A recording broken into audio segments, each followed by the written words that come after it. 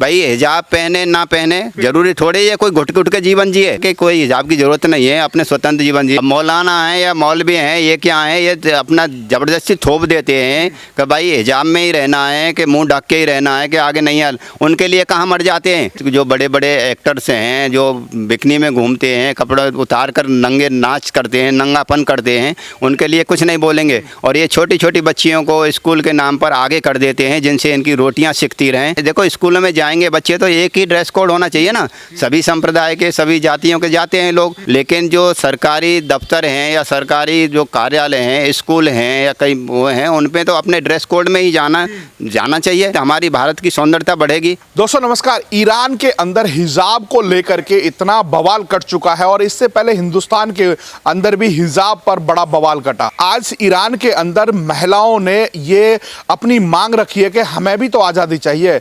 अब हिजाब को उतार करके, हिजाब को जला करके वो अपनी अभिव्यक्ति की आज़ादी की मांग कर रहे हैं। और सुप्रीम कोर्ट ने भी ये कह दिया कि इस्लाम के अंदर इस तरह की कोई बाध्यता नहीं है कि हिजाब जरूरी है।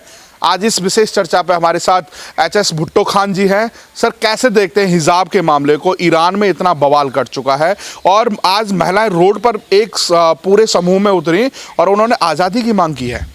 देखिए, सभी को आज़ाद जीवन जीने की आज़ादी है। भारत में तो खासकर जो अपना संविधान है सभी को अभिव्यक्ति की आज़ादी देता है और जीवन जीने की एक आज़ादी देता है। जैसे अभी आप ये बता रहे हैं ईरान में ये ऐसा बवाल कट रहा है कि हिजाब क्या है। हिजाब एक अपनी हिफाजत के लिए कपड़े पहनना ही तो है। हिजाब अपने जैसे किसी औरत पर किसी चीज़ को थोप देना, ये कहाँ की बताओ उसकी आज़ादी का वो दोहन हो रहा है। अभी जैसे औरतें निकली हैं अपने बाहर अपने आ रही हैं तो उनकी भाई आज़ादी है। अब कई लोग जो ये बवाल काटते हैं, जैसे कई, मैं नाम भी नहीं लेना चाहता, जैसे ओबीसी टाइप के हैं या पीएफआई तो एक ऐसा संगठन है जो अपने राष्ट्र की उन्नति नहीं देखना चाहता, जो भारत में गतिविधियाँ जो चलाता है भारत को तोड़ने की। तो उसी का ये एक तरह से कर्नाटक में भी आप देख रहे हैं। कर्नाटक में जो भी एक सारे केस फाइल हुए या औरतें आई कि भाई हम उसमें हिजाब में स्कूल जाएंगे, तो ऐसे कि जो अपने संस्थान हैं, सार्वजनिक संस्थान हैं, उनमें तो एक ड्रेस कोड होता है, उसी कोड में जाना पड़ेगा। तो आज सबसे बड़ा सवाल तो यहाँ पर ये आ गया कि हिजाब को लेकर के आज महिलाएं रोड पर उतरना पड़ रहा है। मौलाना मौलवी कहाँ छुप गए जो अपने आप को कहते हैं कि हम धर्म का पाठ पढ़ाएंगे?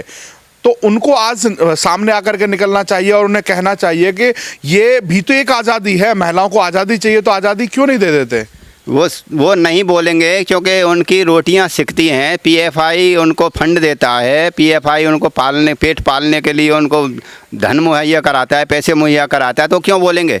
जैसे संगठन हैं जो महिलाओं को दबा कर रखते थे, आज महिलाएं जागरूक हो चुकी हैं, पढ़ी लिखी हो चुकी हैं और हमारा जो ये भारत है कहाँ से कहाँ पहुँच चुका है और सभी आज का युग में कहाँ से कहाँ पहुँच चुके हैं। महिलाओं की मैं तो उनको खूब धन्यवाद देता हूँ जो खुलकर आ रहे हैं और सभी को अच्छा जीवन जीने की स्वतंत्रता की आज़ादी है। आज जैसे कि आप भी मुस्लिम समाज से आते हैं, इससे पहले मुस्कान एक लड़की थी, उसने हिजाब को लेकर के बड़ी जिद की और उसके बाद ओवैसी ने उसको बड़ा सराहाया, बड़ा धन्यवाद दिया।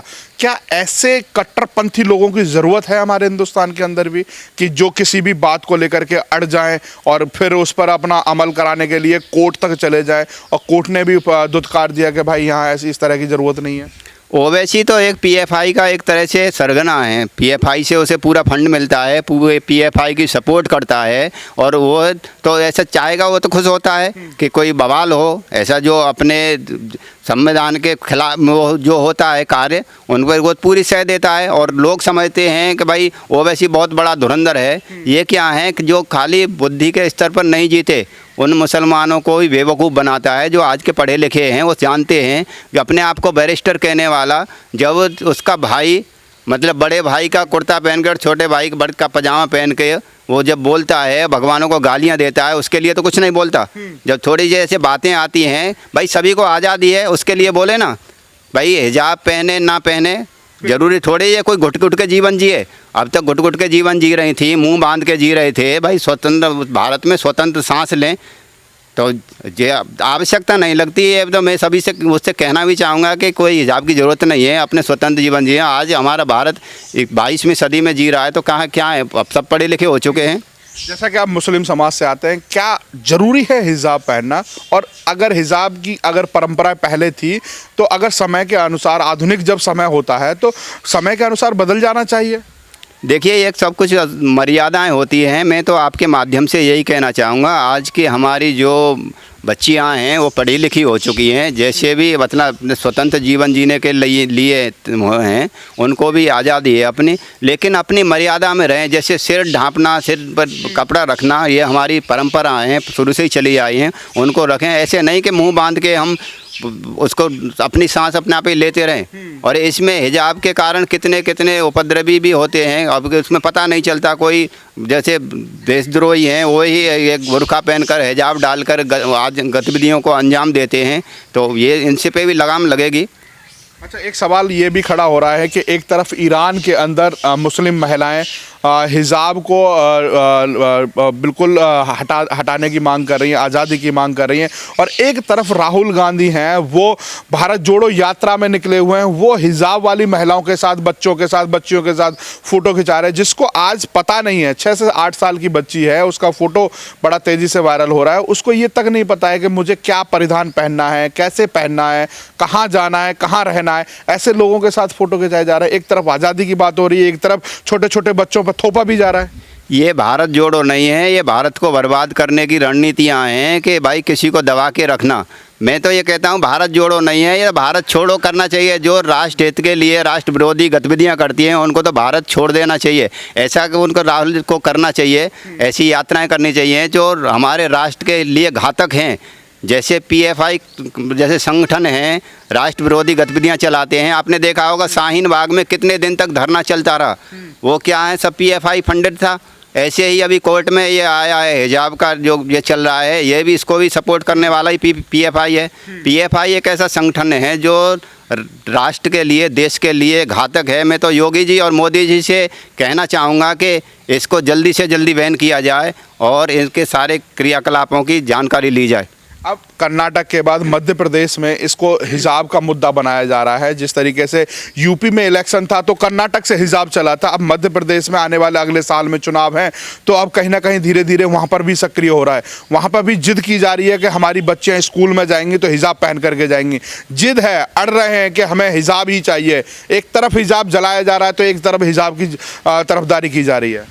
देखिए, हिजाब अगर तो आप गहराई में जाएंगे ना, तो इनको जो सह देने वाले हैं, कुछ ऐसे देश विरोधी गतिविधियां में लिप्त जो हैं, वो यही ऐसी बच्चियों को आगे लाते हैं जिनको बिल्कुल ना समझें, उनके अनुसार चल जाती हैं। लेकिन आज की पढ़ी लिखी बच्चियां हैं, सभी अपने कौम में, मुस्लिम संप्रदाय में भी ऐसी बच्चियां हैं, वो आगे आएँ और बताएं कि हम स्वतंत्र जीवन जीने के लिए हमारी भी कोई ये इच्छा है, हम भी जीवन जी सकते हैं।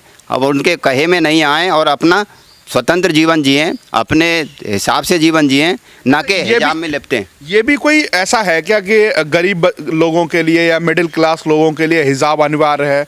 पैसे वाले लोग होंगे तो वो हिजाब नहीं पहनेंगे। अगर मैं एग्जांपल के तौर पर बात करूं तो छोटे छोटे बच्चों को स्कूल में ज़बरदस्ती हिजाब पहन के भेजा जा रहा है। अगर मैं बात करूं तो बड़े स्टार कास्ट की, तो जो आमिर खान है, वो अपनी बेटी के साथ जन्मदिन बनाते हैं तो बिगनी में मनाते हैं, वो क्या हिजाब नहीं पहनती? क्या यहाँ पर भी दोहरा मापदंड देखने को मिलता है? देखिए, बड़े बड़े पैसे वाले हैं, उनके लिए कोई नियम कानून इस्लाम में लागू नहीं है। अब मौलाना हैं या मौलवी हैं, ये क्या हैं, ये अपना ज़बरदस्ती थोप देते हैं कि भाई हिजाब में ही रहना है, कि मुंह ढक के ही रहना है, कि आगे नहीं है। उनके लिए कहाँ मर जाते हैं जो दो पैसे के लिए नाचते हैं और दो अपने उस पर भी नहीं चलते ईमान पे, उनके लिए कहीं फतवे क्यों नहीं निकलते? मैं तो आपके माध्यम से यही कहना चाहूँगा कि सभी मौलाना और अपने राष्ट्र हित की बातें सोचें, राष्ट्र को उन्नत ले जाएं। और अब हमारा सौभाग्य है कि ऐसी सरकारें हमको मिली है, इनका सहयोग करें और हर तरह से अब उन्नत बने। आज एक बात कर रहे हैं तो बॉलीवुड में बहुत सारे ऐसे कलाकार हैं, बहुत सारे हीरोइंस हैं जो मुस्लिम धर्म से आती हैं और परंतु अंग प्रदर्शन के तौर पर वो बड़े बड़े विख्याति ले लेती है। उर्फी जावेद है, वो इस तरह के फ़ोटो डालती हैं, उनके लिए मौलाना मौलवी के बिल्कुल मुंह सिल जाते हैं, उनके लिए कुछ नहीं बोलते हैं। अगर विद्यालय के अंदर स्कूल ड्रेस में बच्चियां जाएंगी तो उस पर फतवा ज़रूर जारी करेंगे। उन पे फतवा जारी इसलिए करेंगे कि उनके मुंह सिल जाते हैं। उनके लिए जो बड़े बड़े एक्टर्स हैं जो बिकनी में घूमते हैं, कपड़े उतार कर नंगे नाच करते हैं, नंगापन करते हैं, उनके लिए कुछ नहीं बोलेंगे। और ये छोटी छोटी बच्चियों को स्कूल के नाम पर आगे कर देते हैं जिनसे इनकी रोटियां सिकती रहें और ये अपनी दुकान चलाते रहें। तो क्या ऐसे लोगों पर भी कोई ठोस कदम उठना चाहिए जो मौलाना दोहरा मापदंड लेकर के चलते हैं कि एक पक्ष के लिए अलग होगा, दूसरे पक्ष के लिए अलग होगा? सबसे पहले तो आपके माध्यम से मैं यही कहना चाहूँगा, जो ऐसी बातें रखते हैं उनकी ही ये अंदर से जांच होनी चाहिए। जैसे हम ये पैदा करते हैं स्कूलों में, देखो स्कूलों में जाएंगे बच्चे तो एक ही ड्रेस कोड होना चाहिए ना।